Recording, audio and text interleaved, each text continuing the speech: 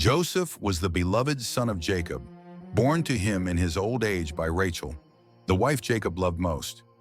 Out of all his 12 sons, Jacob showed Joseph special affection, and as a sign of this love, he gave him a richly ornamented robe, a coat of many colors. Joseph's 10 older brothers saw this and were filled with jealousy. They noticed how their father favored Joseph and could not speak a kind word to him. But Joseph's dreams fanned the flames of their hatred. One morning Joseph came to them excited, saying, "Listen to the dream I had.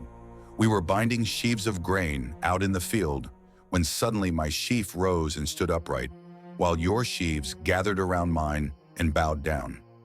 His brothers responded sharply, "Do you intend to reign over us? Will you actually rule us?" But Joseph dreamed again. This time, he said, "The sun and moon and 11 stars were bowing down to me." Even Jacob rebuked him for the dream, asking, "Shall your mother and I and your brothers indeed come to bow down to the ground before you?" Still, Jacob kept the matter in mind, though his sons simmered with resentment. Not long after, Jacob sent Joseph to check on his brothers who were tending the flocks near Shechem. Joseph obeyed, wearing his special robe. When the brothers saw him approaching from a distance, they conspired together. "Here comes that dreamer," one said. "Let's kill him and throw him into a cistern. We'll say a wild animal devoured him. Then we'll see what becomes of his dreams." But Reuben, the oldest, tried to rescue Joseph. "Don't shed blood," he urged. "Throw him into this pit, but don't lay a hand on him." Reuben secretly planned to return and rescue Joseph later. As Joseph reached them, they seized him, tore off his special robe, and threw him into an empty cistern. Then they sat down to eat. While they were eating, they saw a caravan of Ishmaelites on their way to Egypt. Judah had an idea. "What will we gain if we kill him? Let's sell him to these traders." They agreed. Joseph was pulled from the pit and sold for 20 pieces of silver. The traders took him to Egypt. When Reuben returned and found the cistern empty, he tore his clothes in grief. They dipped Joseph's robe in goat's blood and brought it to their father. Jacob, believing his son dead, tore his garments and mourned deeply, refusing to be comforted. In Egypt, Joseph was sold to Potiphar, an officer of Pharaoh and captain of the guard. The Lord was with Joseph, and he prospered. Potiphar saw that everything Joseph touched was blessed, so he made Joseph overseer of his house. Joseph served faithfully, but trouble soon followed. Potiphar's wife noticed that Joseph was handsome, and she tried to seduce him. "Lie with me," she said repeatedly. But Joseph refused. "How could I do such a wicked thing and sin against God?" One day when no one else was in the house, she caught him by his cloak. Joseph fled, leaving the cloak in her hand. Enraged, she falsely accused him, and Joseph was thrown into prison. Even in prison, the Lord remained with Joseph. He found favor in the eyes of the warden, who put Joseph in charge of the other prisoners. One day, 2 of Pharaoh's officials, the chief cupbearer and the chief baker, were imprisoned. They each had dreams, and Joseph noticed their troubled faces. "Interpretations belong to God," he said. "Tell me your dreams." The cupbearer dreamed of a vine with 3 branches that budded, blossomed, and produced grapes. He squeezed the grapes into Pharaoh's cup. Joseph interpreted, "In 3 days you will be restored to your position. Remember me when it happens." The baker's dream was less hopeful. He saw 3 baskets of bread on his head, with birds eating from them.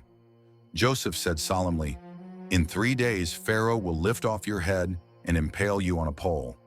And so it happened. But the cupbearer forgot Joseph. 2 years passed. Pharaoh had 2 disturbing dreams.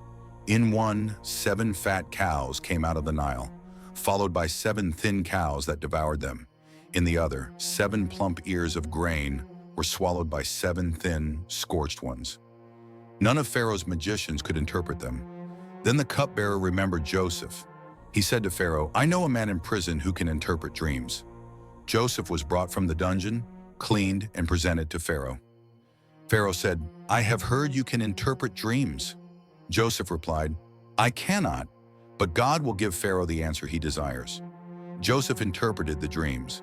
7 years of great abundance would be followed by 7 years of severe famine. "Let Pharaoh appoint a wise man to store grain during the good years," Joseph advised. Pharaoh was impressed. "Can we find anyone like this man?" in whom is the Spirit of God? He made Joseph second in command over all Egypt, giving him his signet ring, fine robes, and the name Zaphanath-Paneah. Joseph was 30 years old. He married Asenath, and they had 2 sons, Manasseh and Ephraim. During the 7 plentiful years, Joseph stored grain in vast supply. When famine struck, Egypt had food, but other lands did not. Jacob, hearing that Egypt had grain, sent his sons to buy some, except for Benjamin, whom he kept close. When the brothers arrived in Egypt, they bowed before Joseph, fulfilling the dream he had as a boy, but they did not recognize him. Joseph, however, knew them instantly. Speaking harshly through an interpreter, he accused them of being spies. To test them, he imprisoned Simeon and sent the rest back with grain, demanding they return with Benjamin. Secretly, he returned their silver in their grain sacks. When they returned to Canaan, Jacob was distraught. "You would take Benjamin from me too?" But the famine grew worse. Judah swore to protect Benjamin with his life. Reluctantly, Jacob let him go. When they returned to Egypt, Joseph saw Benjamin and was overwhelmed.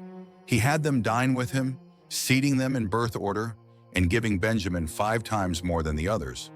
Then Joseph tested them one final time. He secretly placed his silver cup in Benjamin's sack. After they left, he sent his steward to accuse them of theft. The cup was found and they were brought back.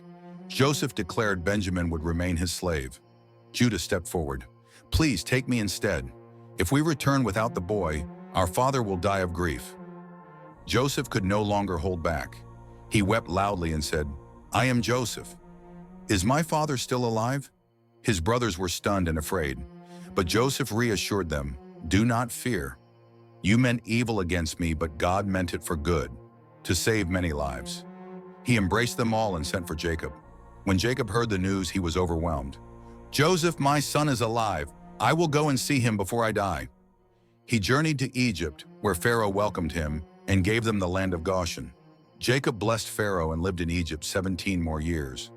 Before he died, Jacob blessed each of his sons and adopted Joseph's sons, Ephraim and Manasseh, giving them a place among the tribes of Israel. After Jacob died, the brothers feared Joseph might now take revenge. But Joseph wept and said, "Do not be afraid. I will provide for you and your children." He kept his promise and remained faithful. Before his own death at age 110, Joseph reminded his family, "God will surely come to your aid and bring you up out of this land to the land he promised to Abraham, Isaac, and Jacob. When he does, carry my bones up from here." Joseph died in Egypt, but his bones would one day return to the promised land.